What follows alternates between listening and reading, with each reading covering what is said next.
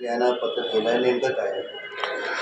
जो नंबर प्लेटच्या अनुषंगाने जो गोरखधंदा हा महाराष्ट्र सरकारने लावलाय, या संदर्भामध्ये आवाज उठवत असताना आम्ही त्यांना हा जो जजिया कराच्या स्वरूपातून जी दंड वसुली चालू आहे ही थांबवावी, नाक लोकांना वेठीस धरू नये आणि जो बाजारभाव आहे त्या बाजारभावातून नंबर प्लेट लावाव्यात आणि त्यांच्या ज्या लाडक्या ठेकेदार योजनातल्या ज्या 3 एजन्सी आहेत त्यांना तशा सूचना द्याव्यात, या अनुषंगाने मी त्यांना विनंती केलेली आहे. तर आपण जजिया कर म्हटलं नेमकं जजिया कर हा सक्तीने वसूल केला जाणारा कर आहे, जो औरंगजेबाने लावला होता तोच कर आता हे महायुतीचं सरकार लावतंय.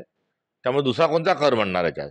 जो जबरदस्तीने नाहक विनाकारण जो लावला जातो त्याला जजिया कर म्हणतात. तर योगेश कदम यांच्या वक्तव्यावर आपली काय प्रतिक्रिया? योगेश कदमांचं वक्तव्य दुर्भाग्यशाली आहे, महाराष्ट्राच्या पुरोगामीत्वाला न शोभणार आहे आणि ते विशुद्ध स्वरूपामध्ये त्या आरोपीची बाजू घेऊन बोलत आहेत. एका महिलेवर बलात्कार होतो तेव्हा तिची मानसिक स्थिती काय असते, तिच्या पाठीशी आपण सगळ्यांनी उभं राहिलं पाहिजे.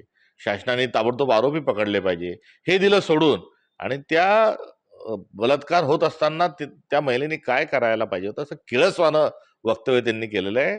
या योगेश कदमांना तर सरकारमधून बरखास्त केलं पाहिजे, एवढंच या निमित्ताने मी म्हणेल.